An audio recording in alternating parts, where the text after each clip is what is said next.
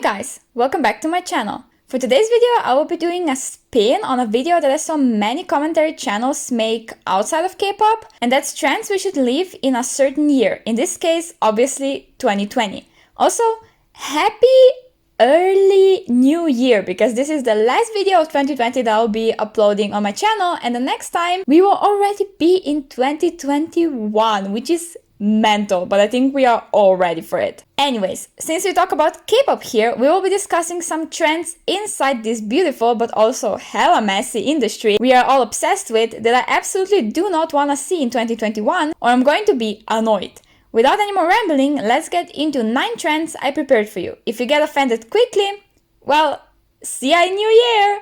Let's go! Firstly, I put the end of cultural appropriation altogether under this point, but then I remembered we aren't expressing our delusions, so I changed it. K-pop and just music in general has a huge issue with appropriating other cultures and religions, especially a culture of black people. I am a pure white chick, so I have absolutely no say in what's wrong about this and what isn't, so I'm gonna shut my mouth and move on. But there are instances when people from a different culture, ethnicity, religion, or anything in between tell us that something is cultural appropriation and they are hardly offended by it, yet certain blind stands still go out of their way to defend their faves. Now, we all baby our idols. Like, I literally call Yoongi a cutie on a daily basis, but that's for another time. Just because you baby them doesn't mean they have a brain of a normally functioning 3-year-old and can't understand why appreciating a culture they aren't a part of is wrong on many levels. They don't need a whole history class. I don't even know everything, and I'm friends with people from so many cultures around the world. But they are old enough to be educated on the basis. Yes, their companies and managers decide on concept, clothing, hairstyles, and so on. Correct. But if an idol says no, then they would have no choice but to change it. Some idols can't do that, or they could get kicked out of the group or something. I perfectly understand those cases. This is just not the situation for most idols, like Zico, Hwasa, GOT7's Jackson. Oh My Girl's Yua, 80s, Blackpink, and many more who have done this before. I hope in 2021 we can hold our faves accountable and educate them, so less people get hurt. Because it breaks my heart to think that some of you can't even enjoy the music anymore because you're just waiting for that next time your culture will be mispresented. But we can change that, and I encourage all of you to give your part to the cause. This concept was fun until it wasn't. I've always begged for BTS to do the retro concept, which they kinda did with Dynamite. I had the same wish for Blackpink, which we'll probably never see. Thanks God. I have never realized how boring and uneventful retro concept really is. It doesn't offer a lot of diversity, and at the end became about as repetitive as an empty drop trend. When I see it's a retro concept, I feel like I can predict in about 5 seconds how the whole thing will look like visually or even sound like in its core. That's just not fun and takes away from the adrenaline on uncertainty when you just have no idea what's gonna hit you next release. That's why I adore BTS and Red Velvet so much. So yeah, retro concepts were fun for like a month, but I definitely didn't see this becoming such a big trend.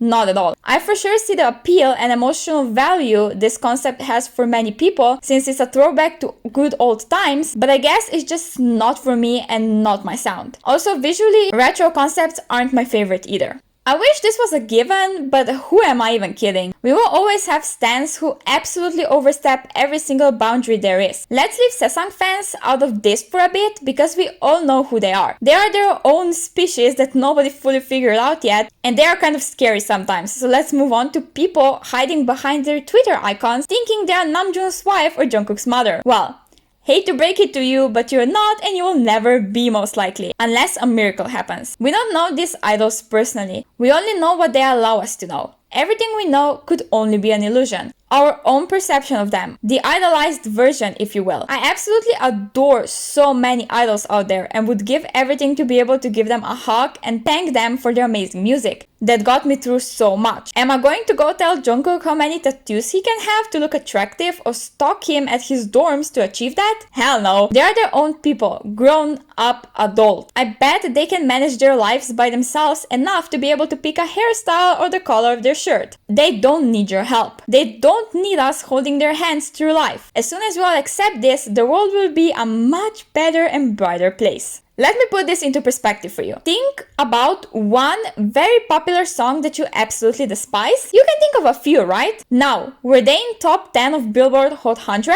Almost certainly. Nobody but K-pop fans cares about this damn chart. Like, yes, I get it. It's a big deal because someone in the past at some point decided that it's going to be a big deal. But even some of the most famous pop artists right now, like Ariana Grande and Taylor Swift, don't give a crap about their song being number one anymore. They've achieved it many times, but lately more and more artists promote the whole no pre-release promotions thing, which also includes not caring about numbers and records, like number one on charts. More and more of them are realizing that numbers don't mean shit, which automatically led to everybody collectively forgetting Billboard Hot 100 chart even exists. I'm very happy for BTS, I truly am. Number one with both Dynamite and Life Goes On is amazing. I just think the whole hype around it was too much for what it was. Except for first week of Dynamite being number one, because that was when BTS's dream became true. Other than that, I personally couldn't care less at this point. Some groups fail for a reason. They flop for a reason. And in case you didn't know it yet, there are other possible reasons out there that aren't BTS and their popularity. BTS aren't taking away your fave's views and sales. People can watch multiple music videos and buy multiple albums. Although I don't advise the last one because it truly destroys your bank account through time. But anyways, just because people love BTS doesn't mean they can't love your favorite underrated group. Especially nowadays, most people are multi-stans and listen to more K-pop music than just BTS. Your fave's music just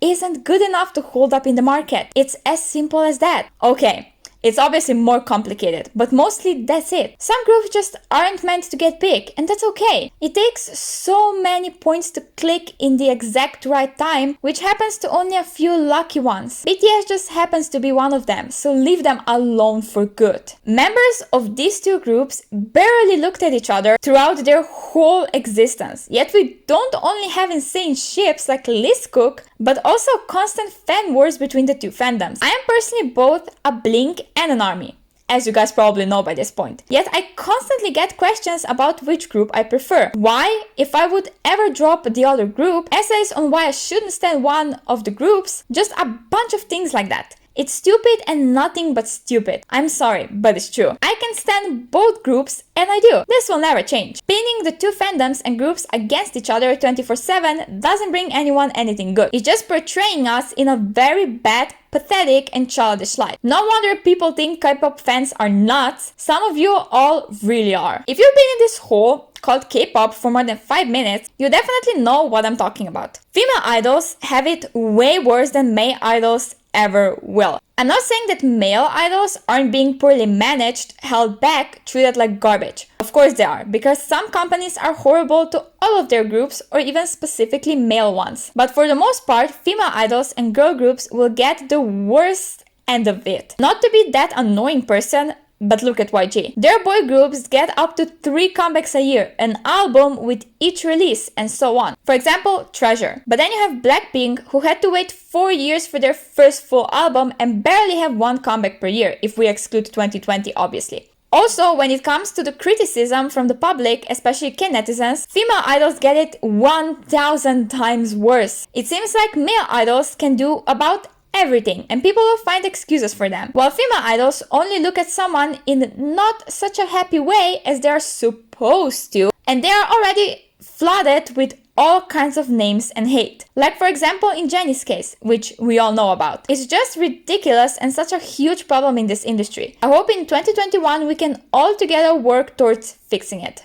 I included this one only because it makes me go insane when a certain idol gets an ugly outfit, for example, and everybody is quick to say they're being mistreated by their company. Mistreated and mismanaged isn't the same. If someone doesn't get fair amount of lines or less screen time or an ugly outfit, that's not mistreatment. That's mismanagement. Mistreatment is related to situations where an idol is being either mentally, emotionally, or physically hurt by the actions of their company. It's really not some word we should use lightly and in every case scenario. Please, let's learn that in 2021 and not use it in a wrong way anymore, because it's really annoying and blows things way out of proportions when they don't even have to be. I swear to God, I will include this every single year until it becomes a reality. It's almost 2021 and y'all still don't realize how amazing, caring, beautiful and talented Hoseok is. He can sing, rap, choreograph, act, and so much more. He really is all rounded and a whole package. Anyways,